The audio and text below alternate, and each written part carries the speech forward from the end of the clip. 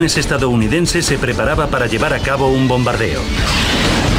Los aviones y los hombres se agolpaban en la cubierta. Y entonces se desató un incendio en un avión de combate. Segundos después, la popa del barco se vio sacudida por una serie de grandes explosiones. Estábamos todos aterrorizados. Fue una visión horrenda. Los incendios se intensificaron y la tripulación tuvo que luchar desesperadamente para salvar el barco. 17 horas después habían muerto 134 hombres. ¿Pero qué causó esa elevada cifra de muertos? Ahora, un prestigioso investigador de la Marina ha reabierto el informe de uno de los desastres más famosos de la historia militar de Estados Unidos. Mediante simulaciones informáticas, revelaremos lo que pasó en realidad a bordo del USS Forrestal. Los desastres no ocurren sin más, son una cadena de acontecimientos críticos. Desentrañaremos las pistas e iniciaremos la cuenta atrás hacia esos segundos catastróficos finales. Segundos catastróficos. Explosión en el portaaviones. Sudeste asiático. Julio de 1967. Estados Unidos estaba sumido en una problemática guerra terrestre en Vietnam del Norte. El presidente Lyndon Johnson quería acabar con el conflicto y apostó por la victoria a base de incrementar los bombardeos. Para la nueva estrategia resultaban vitales los portaaviones de la Armada norteamericana. Las enormes máquinas de guerra podían lanzar ataques aéreos a cientos de kilómetros de la costa. El mayor de todos ellos navegaba rumbo a su primer día de servicio en Vietnam. Era el USS Forrestal. 29 de julio, 8 en punto de la mañana. El barco había llegado al Golfo de Tonkin, a 160 kilómetros de la costa de Vietnam del Norte. 9 en punto. Había una misión de bombardeo prevista para media mañana. Los pilotos que tenían asignada la segunda misión se dirigieron a reportar a sus superiores. Uno de ellos era el teniente Dave Dolarhyde. Me alisté en la Marina para ser aviador. Y allí crecí y maduré como persona. A su lado, en la misión volaría su buen amigo Fred White. El jefe de escuadrón se reunió con Dave, Fred y los demás pilotos de la misión. Su objetivo era el ferrocarril de las afueras de Hanoi, al sur de la frontera china. El comandante les explicó que ese día llevarían unas bombas distintas. El día anterior, el USS Forrestal había recibido un cargamento de 7 toneladas de bombas del USS Diamond Head. Los explosivos eran viejos y estaban en mal estado. Algunos se remontaban a la Segunda Guerra Mundial. 10:32 minutos.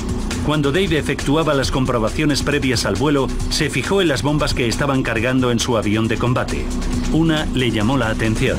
Era una bomba grande que no estaba diseñada para un avión de gran velocidad y estaba oxidada por llevar almacenada demasiado tiempo. Dave y Fred se subieron a las cabinas para realizar los ajustes finales. Los aviones eran bombarderos Skyhawk A4E. Eran aviones ligeros y veloces capaces de llevar 2,7 toneladas de explosivos. Había 6 Skyhawk muy juntos en la zona de babor de la cubierta de popa. En el lado de estribor había 7 aviones Phantom F-4 McDonnell Douglas. Jim Bangert pilotaría el Phantom número 110. Entre sus armas había 24 cohetes Zuni alojados en vainas a ambos lados del fuselaje. Las catapultas del Forrestal, que funcionaban con vapor, lanzaron al aire los 2 primeros aviones. 10:51 minutos y 21 segundos. Dave Dolarhyde y Fred White se prepararon para esperar su turno de catapulta. De repente, se produjo un resplandor y un ruidoso estruendo. Un derrame de combustible de avión se expandió rápidamente por la cubierta de vuelo. Un enorme incendio envolvió los aviones Skyhawk. Las llamas se tragaron a Dave y Fred. Disponían de pocos segundos para salir de las cabinas o morirían abrasados. En medio del calor y el humo asfixiantes, Dave luchaba por librarse del arnés de los hombros y las correas de las piernas. Estaba muerto de miedo por lo que pasaba, pero comprendí que mi vida dependía de salir de ese avión. Por fin logró soltarse y se preparó para saltar desde una altura de 3 metros sobre la cubierta en llamas. El incendio se había descontrolado cuando el jefe de bomberos, Gerald Farrier, y sus hombres llegaron a los aviones que ardían. Estas imágenes muestran a Farrier llegando al incendio el primero, armado tan solo con un extintor de mano. Hizo una prueba para ver si funcionaba y luego empezó a rociar las llamas bajo el primer Skyhawk. 94 segundos después del inicio del fuego, Gerald Farrier y sus hombres continuaban combatiendo el incendio. Una enorme explosión sacudió el Forrestal. La onda expansiva fue tan intensa que produjo un breve fallo en la cámara del barco. La explosión mató en el acto a Gerald y a la mayor parte de su equipo de bomberos. Entonces, 9 segundos después, tuvo lugar otra enorme explosión. La segunda explosión fue aún más potente e hizo temblar el portaaviones hasta los cimientos. El impacto perforó un agujero de 3 metros de ancho en la cubierta de planchas blindadas. El combustible en llamas se vertió por el agujero hacia el interior del barco. Bajo cubierta, los marineros se quemaron vivos. En medio del caos, la tripulación luchaba para controlar la situación. Dave Dolarhyde continuaba tumbado sobre la cubierta. Pero el tiempo se le acababa. Tuvo una subida de adrenalina y a pesar de tener rotos la cadera y el hombro, consiguió levantarse. Logró alejarse a algunos metros del fuego. Entonces, una tercera explosión le lanzó por los aires.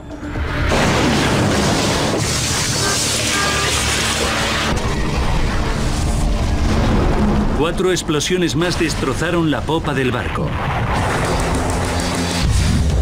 10 de la mañana y 57 minutos. Solo habían pasado 6 minutos desde el comienzo del incendio, pero la nave corría el peligro de hundirse. 10:58 minutos y 20 segundos. La tripulación vio el cuerpo inmóvil de Dave Dolarhyde en la cubierta. Lo levantaron y comprobaron con asombro que aún estaba consciente. Le pusieron a salvo justo a tiempo.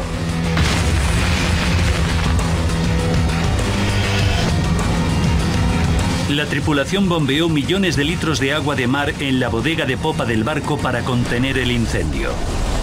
Lo irónico era que se estaba exponiendo a un peligro peor. El USS Forrestal y sus 5.400 hombres estaban a punto de hundirse. La tripulación, conmocionada por las explosiones, se enfrentaba a otra emergencia.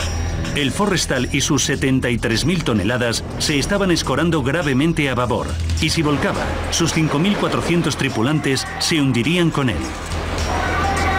Los hombres corrieron frenéticamente a los depósitos de combustible para bombear su contenido de un lado a otro del barco.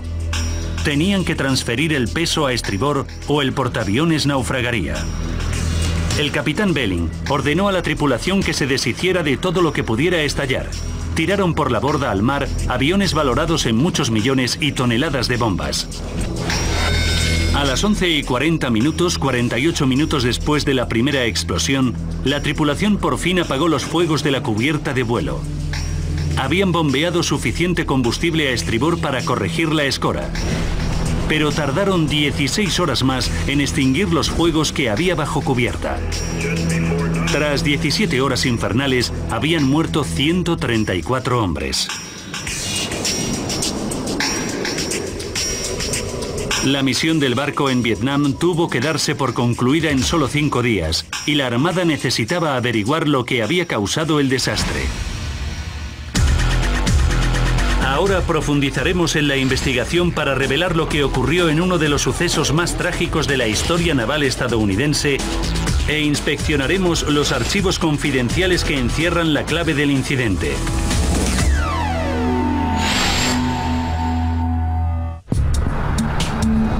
Este hombre tenía un interés profesional en el Forrestal. El comandante Bob Stanley era el mejor investigador de la Marina de Estados Unidos y estaba capacitado para juzgar el impacto histórico del desastre. El incendio del Forrestal fue un suceso que supuso un hito en lo relativo a los daños causados por un accidente en la historia de la Armada estadounidense. Stanley empleó sus credenciales para obtener el acceso al informe de la investigación oficial del USS Forrestal. El hombre que llevó a cabo la investigación fue el contraalmirante Forsyth Massey. Massey ya había fallecido, pero en 1967 el respetado oficial puso en entredicho su reputación cuando juró llegar al fondo del desastre del Forrestal. El informe revelaba que el primer paso de Massey había sido entrevistar a cientos de testigos. Muchos pensaron que estaban sufriendo un ataque enemigo. Señor, la segunda explosión fue más violenta que la primera. Pero cuando examinó el diario de a bordo del 29 de julio, Massey descubrió que el radar no había detectado nada. Una vez descartado el fuego hostil, Massey comenzó a buscar respuestas más cerca de casa. Su prueba más importante eran las imágenes grabadas por la cámara de a bordo. El sistema de televisión de ayuda al aterrizaje del piloto, o PLAT, no era una cámara ordinaria. Un enlace con el radar mostraba la velocidad de la aeronave en un indicador de la parte superior de la imagen. Justo antes del inicio, la cámara grabó el despegue de 2 aviones. Las imágenes constituían una gran ventaja, pero tenían un inconveniente. La cámara estaba orientada en otra dirección cuando se desató el fuego. Cuando lo enfocó, el fuego ya era muy intenso. Al analizar los primeros segundos, antes de que la cámara girase para grabar el fuego, Massey se fijó en un resplandor procedente de un avión en la parte delantera de la cubierta. Visionó la imagen una y otra vez y descubrió un resplandor claramente visible debajo del avión que estaba a punto de despegar. El avión de combate se encontraba en la pista, cerca de la parte frontal del barco. Entonces, algo le llamó la atención. Descubrió que la cámara PLAT estaba rodeada de plexiglás transparente en la sección del barco conocida como isla. Massey desarrolló una nueva teoría. Creía que como la cámara grababa a través de plexiglás curvo, había captado el reflejo de un resplandor producido en otra parte del barco. Para confirmarlo, Massey llevó a cabo un experimento óptico. Armó a un equipo de hombres con flashes de cámara. Se puso tras la cámara PLAT y estudió los reflejos de los resplandores en el plexiglás. Y por fin, un resplandor reprodujo a la perfección el resplandor original captado por el plexiglás segundos antes del incendio. Le sirvió para localizar el sitio exacto donde se había producido el resplandor. Dedujo que el resplandor tuvo que proceder del Phantom del fondo de la cubierta de estribor. Ese avión era el Phantom 110, el caza de Jim Bangert. Según la teoría de Massey, el Phantom 110 había lanzado de algún modo un cohete que había impactado contra el Skyhawk 405 que tenía justo enfrente. Pero cada Phantom llevaba incorporados mecanismos de seguridad para impedir precisamente eso. Cada tubo de lanzamiento se conectaba con los mandos de la cabina a través de un circuito electrónico. Cuando el piloto apretaba el botón de fuego de la palanca, enviaba una señal al tubo, que lanzaba el cohete. Pero en la cubierta de un portaaviones, los tubos de lanzamiento no se conectaban electrónicamente con la cabina hasta segundos antes del despegue. La tripulación no preparaba para el combate los tubos de lanzamiento hasta que el avión estaba en la catapulta. Hacían 2 cosas para efectuar la conexión. La tripulación retiraba una clavija de seguridad del tubo y enchufaban un aparato llamado latiguillo. Una vez enchufado, el latiguillo completaba el circuito electrónico entre los tubos de lanzamiento y la palanca del piloto.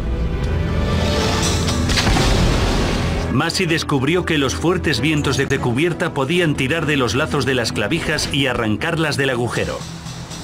La tripulación incluso había encontrado algunas tiradas en la cubierta.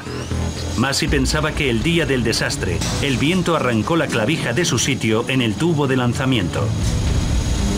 Pero existía un mecanismo de seguridad de refuerzo, el latiguillo.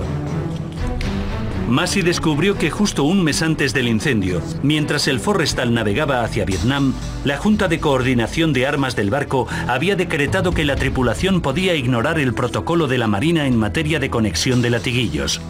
Desde entonces, podían conectarlos no cuando los aviones estaban en la catapulta, de cara al mar, sino cuando estaban en cubierta, unos frente a otros.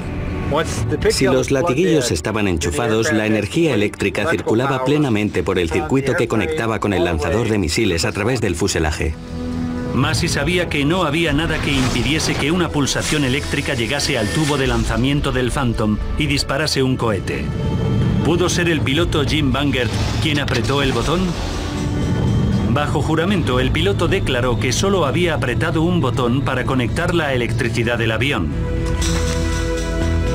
Massey escuchó una y otra vez el testimonio de Bangert. Tenemos un problema. De repente, lo vio todo claro. Una subida de la tensión eléctrica. Sabía que en el Forrestal había que recargar eléctricamente los aviones con una fuente externa antes de despegar. Una vez que un generador portátil recargaba el avión, Bangert tenía que encender un interruptor en la cabina para cambiar el suministro eléctrico de la fuente externa al sistema interno. De repente Massey se dio cuenta de que ese era el momento clave. Cuando encendió ese interruptor fue cuando se disparó el misil. Durante el cambio de fuentes de energía se produjo un momento sin regular que causó una subida de tensión transitoria. En el preciso instante en que Bangert encendió el interruptor, una lluvia de corrientes eléctricas descarriadas recorrió el avión.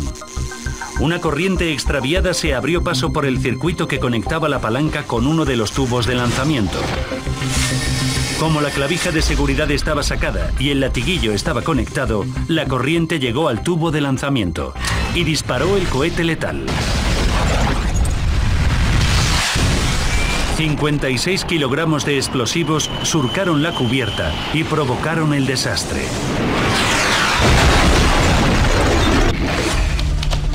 El contraalmirante Massey ya sabía lo que había causado el incendio.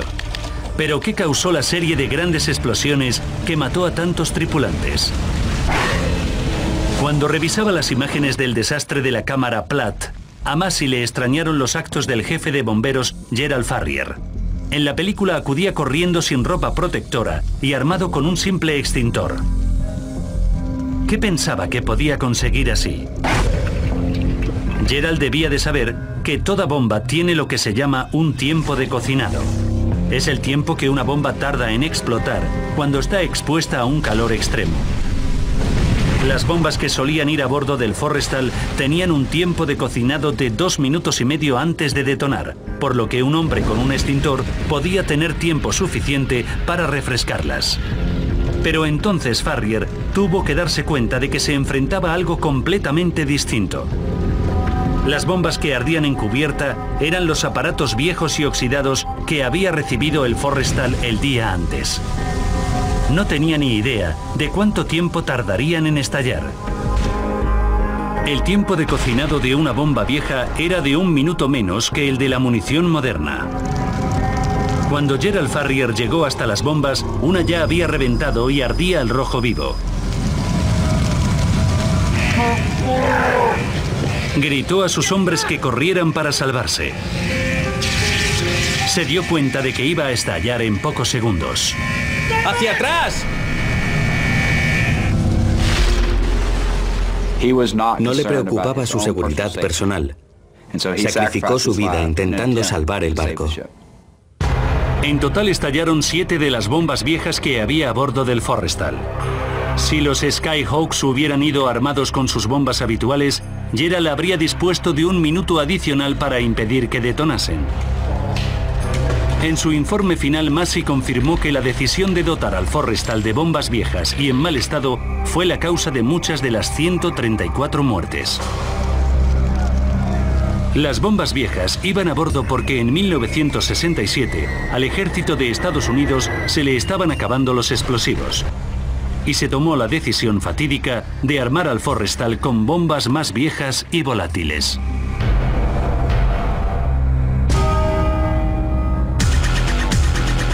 Ahora recapitularemos los sucesos de aquel día funesto y basándonos en las pruebas halladas durante la exhaustiva investigación, desvelaremos por fin la cadena de acontecimientos que destruyó el USS Forrestal y mató a 134 hombres.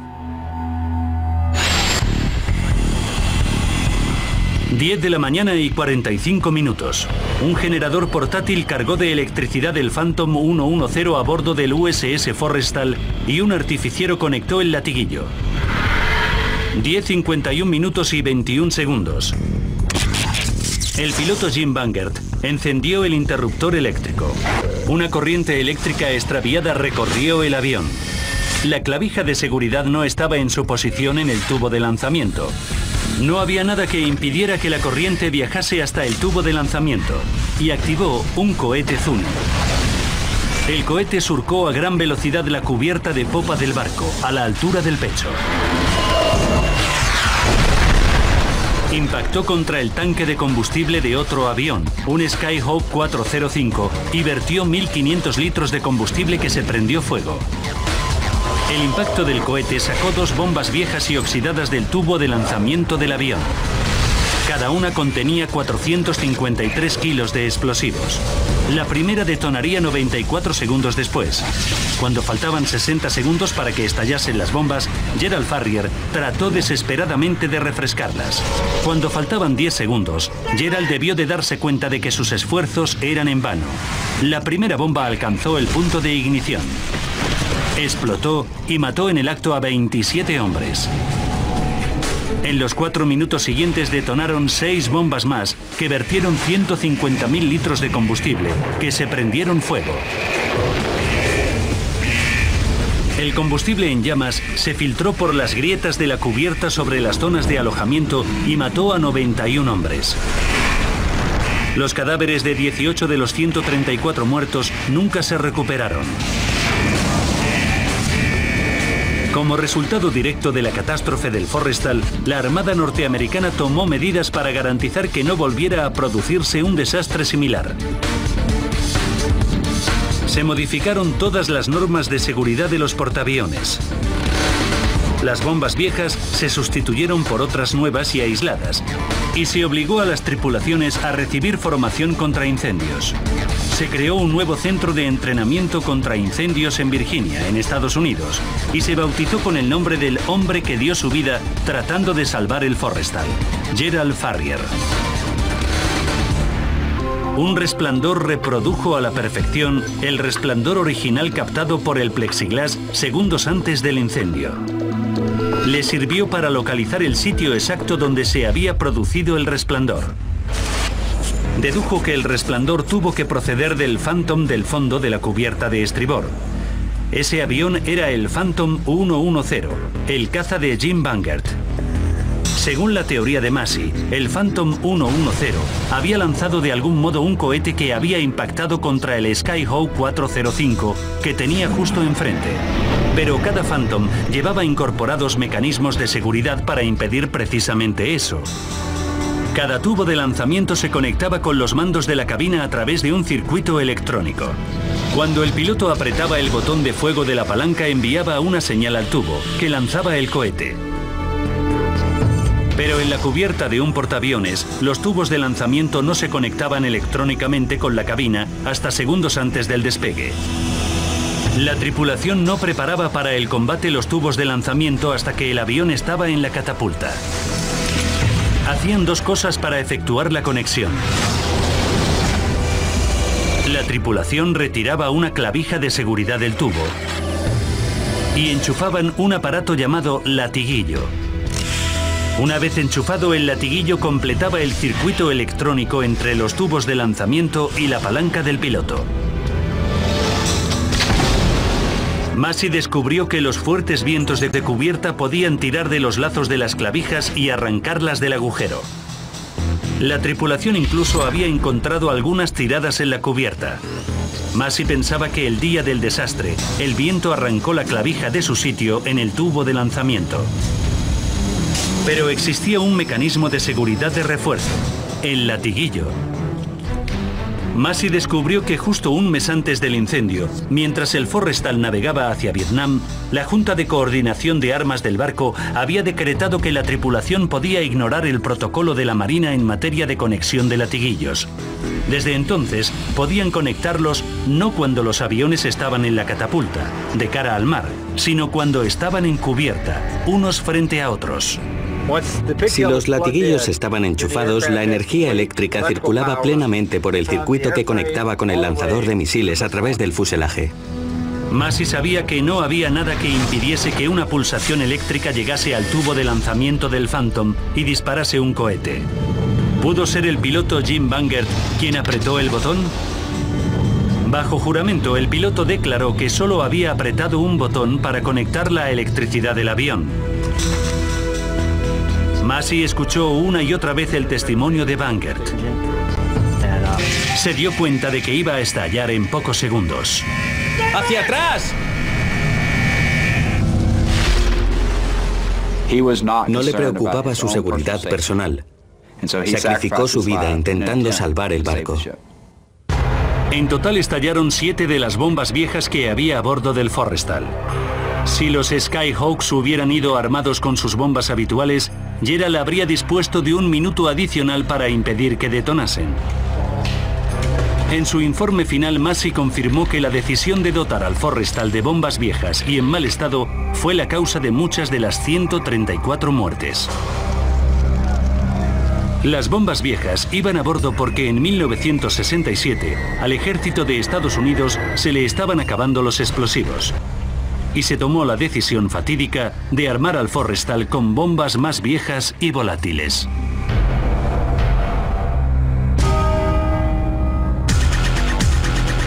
Ahora recapitularemos los sucesos de aquel día funesto y basándonos en las pruebas halladas durante la exhaustiva investigación, desvelaremos por fin la cadena de acontecimientos que destruyó el USS Forrestal y mató a 134 hombres.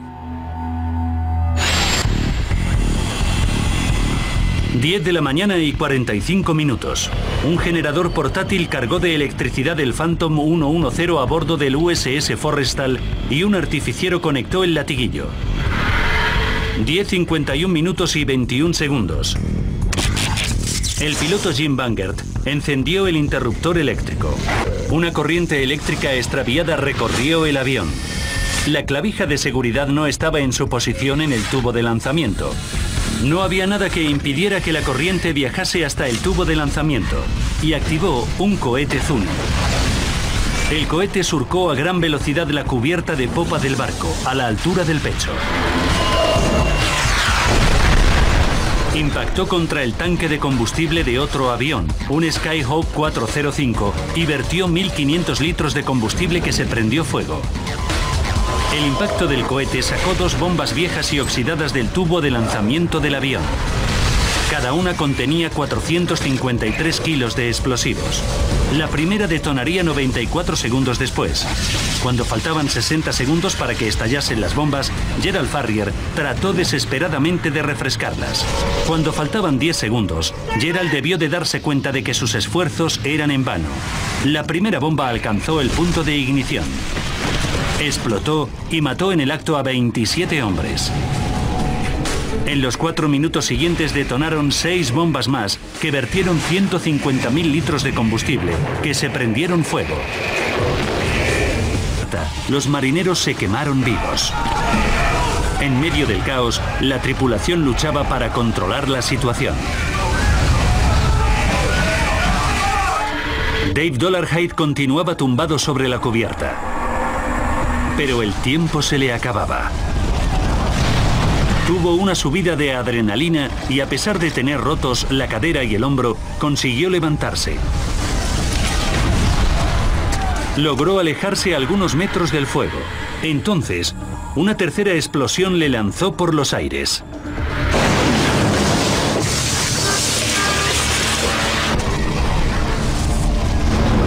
Cuatro explosiones más destrozaron la popa del barco. 10 de la mañana y 57 minutos. Solo habían pasado 6 minutos desde el comienzo del incendio, pero la nave corría el peligro de hundirse. 10:58 minutos y 20 segundos. La tripulación vio el cuerpo inmóvil de Dave Dollarhide en la cubierta. Lo levantaron y comprobaron con asombro que aún estaba consciente. Le pusieron a salvo justo a tiempo.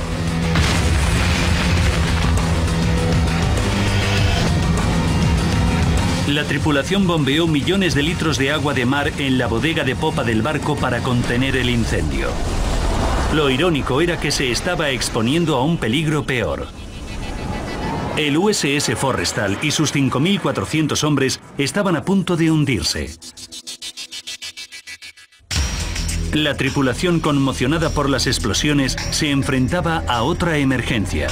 El Forrestal y sus 73.000 toneladas se estaban escorando gravemente a babor, y si volcaba, sus 5.400 tripulantes se hundirían con él. Los hombres corrieron frenéticamente a los depósitos de combustible para bombear su contenido de un lado a otro del barco. Tenían que transferir el peso a estribor o el portaaviones naufragaría. El capitán Belling ordenó a la tripulación que se deshiciera de todo lo que pudiera estallar. Tiraron por la borda al mar aviones valorados en muchos millones y toneladas de bombas. A las 11:40 minutos, 48 minutos después de la primera explosión, la tripulación por fin apagó los fuegos de la cubierta de vuelo. Habían bombeado suficiente combustible a estribor para corregir la escora, pero tardaron 16 horas más en extinguir los fuegos que había bajo cubierta. Tras 17 horas infernales, habían muerto 134 hombres. La misión del barco en Vietnam tuvo que darse por concluida en solo 5 días, y la Armada necesitaba averiguar lo que había causado el desastre. El USS Forrestal y sus 5.400 hombres estaban a punto de hundirse. La tripulación, conmocionada por las explosiones, se enfrentaba a otra emergencia. El Forrestal y sus 73.000 toneladas se estaban escorando gravemente a babor, y si volcaba, sus 5.400 tripulantes se hundirían con él. Los hombres corrieron frenéticamente a los depósitos de combustible para bombear su contenido de un lado a otro del barco. Tenían que transferir el peso a estribor o el portaaviones naufragaría. El capitán Belling ordenó a la tripulación que se deshiciera de todo lo que pudiera estallar. Tiraron por la borda al mar aviones valorados en muchos millones y toneladas de bombas.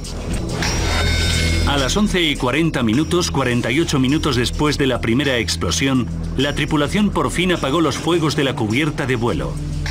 Habían bombeado suficiente combustible a estribor para corregir la escora, pero tardaron 16 horas más en extinguir los fuegos que había bajo cubierta. Tras 17 horas infernales, habían muerto 134 hombres. La misión del barco en Vietnam tuvo que darse por concluida en solo 5 días, y la Armada necesitaba averiguar lo que había causado el desastre.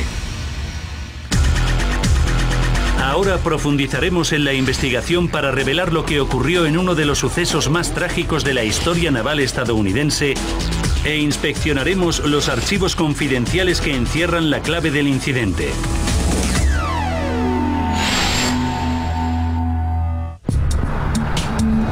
Este hombre tenía un interés profesional en el Forrestal. El comandante Bob Stanley era el mejor investigador de la Marina de Estados Unidos y estaba capacitado para juzgar el impacto histórico del desastre. El incendio del Forrestal fue un suceso que supuso un hito en lo relativo a los daños causados por un accidente en la historia de la Armada estadounidense. Stanley empleó sus credenciales para obtener el acceso al informe de la investigación oficial del USS Forrestal. El hombre que llevó a cabo la investigación fue el contraalmirante Forsyth Massey. Massey ya había fallecido. Pero en 1967, el respetado oficial puso en entredicho su reputación cuando juró llegar al fondo del desastre del Forrestal. El informe revelaba que el primer paso de Massey había sido entrevistar a cientos de testigos. Muchos pensaron que estaban sufriendo un ataque enemigo. Señor, la segunda explosión fue más violenta que la primera. De la cubierta de vuelo. Habían bombeado suficiente combustible a estribor para corregir la escora, pero tardaron 16 horas más en extinguir los fuegos que había bajo cubierta. Tras 17 horas infernales, habían muerto 134 hombres. La misión del barco en Vietnam tuvo que darse por concluida en solo 5 días, y la Armada necesitaba averiguar lo que había causado el desastre. Ahora profundizaremos en la investigación para revelar lo que ocurrió en uno de los sucesos más trágicos de la historia naval estadounidense e inspeccionaremos los archivos confidenciales que encierran la clave del incidente.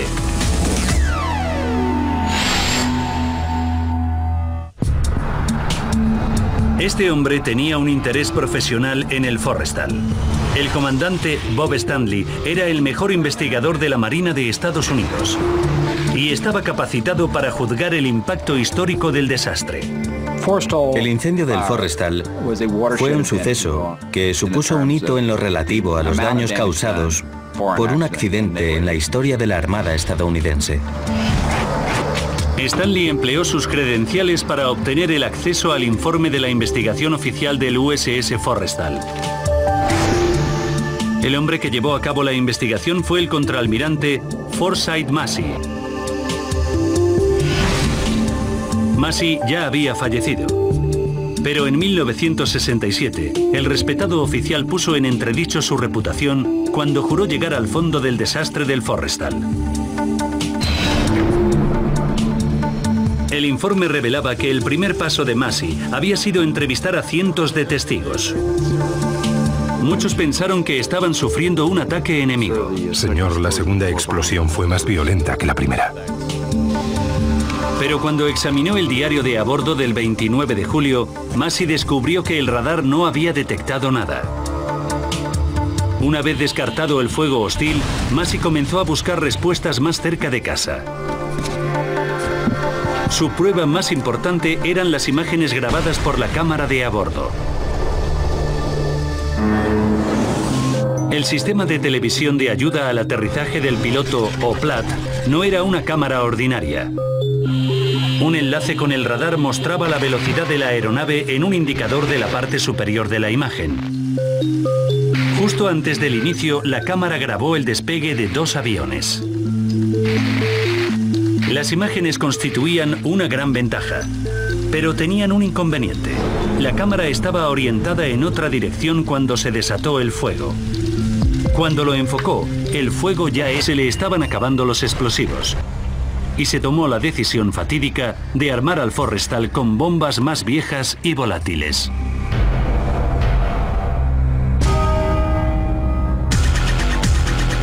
Ahora recapitularemos los sucesos de aquel día funesto y basándonos en las pruebas halladas durante la exhaustiva investigación, desvelaremos por fin la cadena de acontecimientos que destruyó el USS Forrestal y mató a 134 hombres. 10 de la mañana y 45 minutos. Un generador portátil cargó de electricidad el Phantom 110 a bordo del USS Forrestal y un artificiero conectó el latiguillo. 10:51 minutos y 21 segundos. El piloto Jim Bangert encendió el interruptor eléctrico. Una corriente eléctrica extraviada recorrió el avión. La clavija de seguridad no estaba en su posición en el tubo de lanzamiento. No había nada que impidiera que la corriente viajase hasta el tubo de lanzamiento y activó un cohete Zuni. El cohete surcó a gran velocidad la cubierta de popa del barco, a la altura del pecho. Impactó contra el tanque de combustible de otro avión, un Skyhawk 405, y vertió 1.500 litros de combustible que se prendió fuego. El impacto del cohete sacó 2 bombas viejas y oxidadas del tubo de lanzamiento del avión. Cada una contenía 453 kilos de explosivos. La primera detonaría 94 segundos después. Cuando faltaban 60 segundos para que estallasen las bombas, Gerald Farrier trató desesperadamente de refrescarlas. Cuando faltaban 10 segundos, Gerald debió de darse cuenta de que sus esfuerzos eran en vano. La primera bomba alcanzó el punto de ignición. Explotó y mató en el acto a 27 hombres.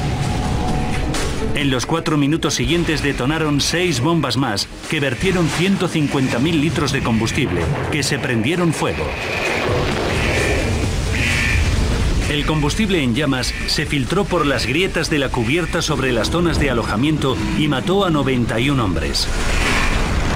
Los cadáveres de 18 de los 134 muertos nunca se recuperaron. Como resultado directo de la catástrofe del Forrestal, la Armada norteamericana tomó medidas para garantizar que no volviera a producirse un desastre similar. Se modificaron todas las normas de seguridad de los portaaviones. Las bombas viejas se sustituyeron por otras nuevas y aisladas, y se obligó a las tripulaciones a recibir formación contra incendios. Se creó un nuevo centro de entrenamiento contra incendios en Virginia, en Estados Unidos, y se bautizó con el nombre